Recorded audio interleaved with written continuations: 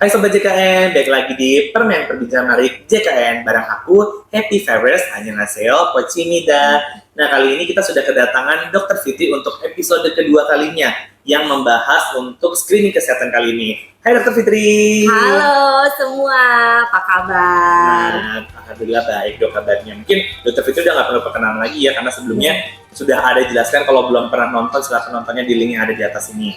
Nah, Dr. Fitri, kali ini kita temanya beda nih. Kalau kemarin kita bahas tentang penjaminan dan alat kesehatan, alat bantu kesehatan, kita kali ini akan bahas tentang pentingnya itu screening. Ya. Nah, mungkin bisa jelasin dok, screening itu sebenarnya apa sih? Jadi screening itu sebenarnya adalah proses pengumpulan informasi. Nah, di dalam informasi ini nanti kita akan melihat sejauh mana peserta tersebut beresiko atau tidak beresiko terhadap suatu penyakit. Berarti ini sebenarnya adalah kayak untuk pengecekan atau preventifnya ya dok ya? Betul. Nah, kalau misalnya dokter bilang untuk mencegah suatu penyakit, kira-kira penyakit apa sih dok yang penting untuk di screening kesehatan ini?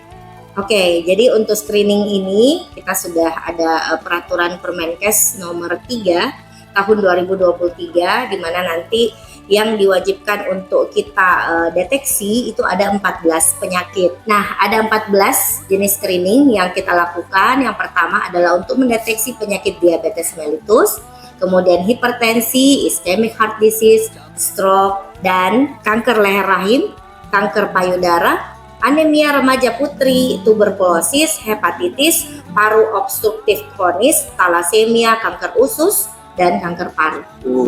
Banyak juga ya dok, kalau dengar dari nama-namanya udah serem nih, makanya penting banget screening ya dok ya. Nah, kalau misalnya kayak gitu dok, gimana sih cara saya bisa screening itu? Nah, gampang banget ya untuk teman-teman yang akan melakukan screening, nanti bisa melalui web BPJS Kesehatan, web resmi BPJS Kesehatan, kemudian juga bisa melalui aplikasi mobile JKN. Juga bisa secara langsung datang ke FKTP tempat Bapak Ibu terdaftar. Oh, berarti bisa tadi ya dok, bisa secara offline maupun online. Kalau misalnya aku mager nih, nggak butuh lagi ke Vaskes, kalau mau lihat aplikasi mobile JKN, mungkin saya kasih tahu dok menu apa yang harus aku pilih. Nah, di aplikasi mobile JKN sudah ada menu screening. Jadi silahkan nanti begitu akses ke aplikasi mobile JKN dibuka, kemudian nanti cari menu screening di dalamnya.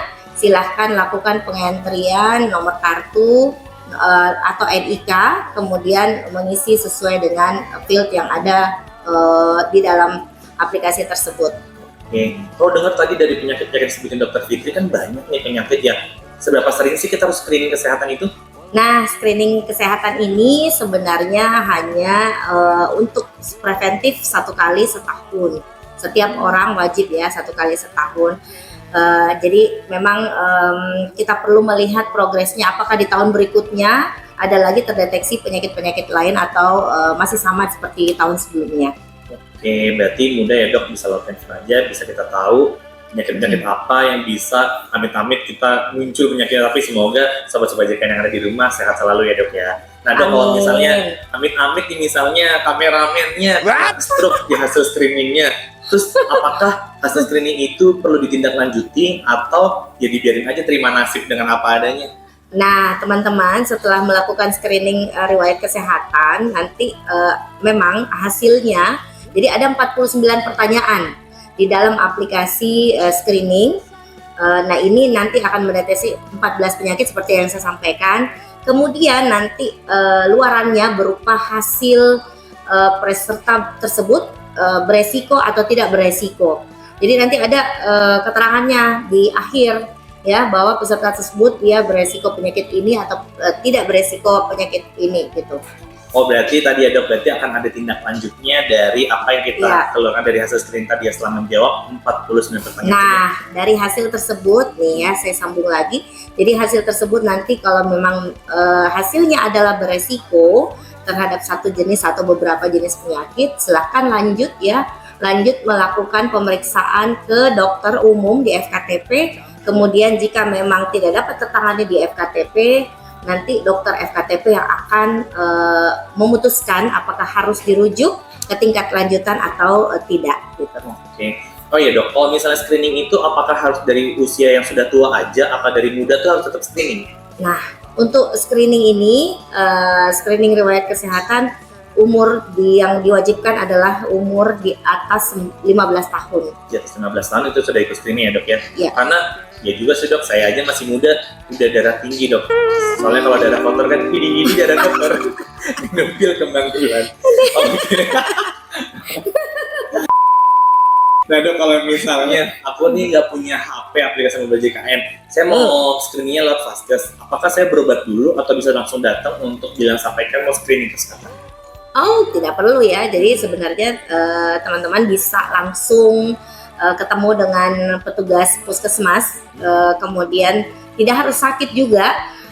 Kemudian nanti mereka akan mengarahkan untuk melakukan pengisian screening. Jadi teman-teman boleh manfaatkan fasilitas yang ada di FKTP, mungkin ada berupa tab yang bisa digunakan, ataupun mungkin nanti teman-teman yang terkendala dengan jaringan juga bisa pakai jaringan FKTP yang disiapkan. Oke. Ya. Kalau misalnya saya pernah lihat nih dok, ada kegiatan senam prolanis atau ada mobil-mobil yang kayak Tayo itu punya BPJS Kesehatan, bisa nggak screening di situ? Sebenarnya screening itu tidak bisa di situ ya, tidak perlu gitu ya, tidak perlu ke mobil-mobil apa tadi namanya? Tayo. Jadi screening ini itu sifatnya sebenarnya mandiri. Jadi kata kuncinya adalah silakan melakukan pengisian secara mandiri. Tidak perlu ada bantuan ya sebenarnya dari orang lain, karena begitu teman-teman hanya perlu gadget intinya untuk bisa mengakses jaringan atau bisa mengakses mobile JKN. Nah setelah itu tinggal mengisi pertanyaannya, jawab iya atau tidak, iya tidak, dan seterusnya sampai dengan muncul hasilnya di akhir nanti. Oke, kalau misalnya status yang dimunculkan dari aplikasi Mobile JKN, Anda berpotensi tinggi, punya darah tinggi, apakah saya harus panik dok? Atau saya biasa aja karena itu baru screening sifatnya? Yes, betul. Jadi jangan panik, no panik-panik mania ya. Jadi tidak perlu panik begitu hasilnya keluar, itu karena masih potensi. Jadi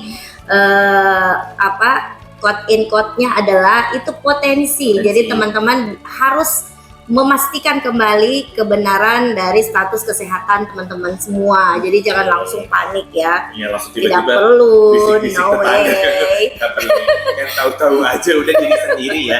Nanti habis itu kita baru konsultasikan ke Vaskes, apalagi yang sudah bekerja sama untuk peserta BPJS Kesehatan, tinggal langsung ke Vaskesnya untuk dicek lebih lanjut hasil screening riwayat kesehatannya. Oke dok, mungkin juga bisa disampaikan kalau misalnya teman-teman yang belum screening, mungkin pesannya buat sobat JKN yang di rumah harus apa nih dok sejak dini?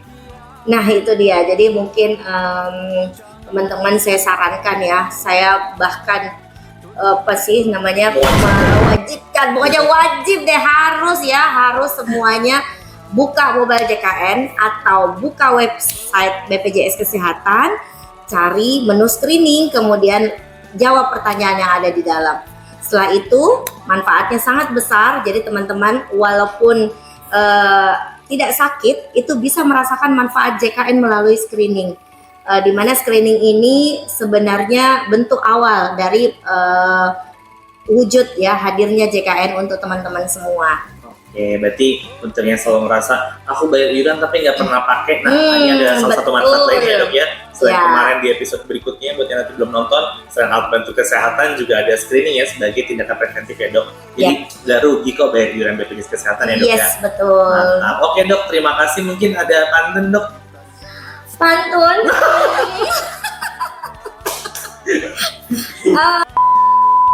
Saya ada pantun waktu ini ya.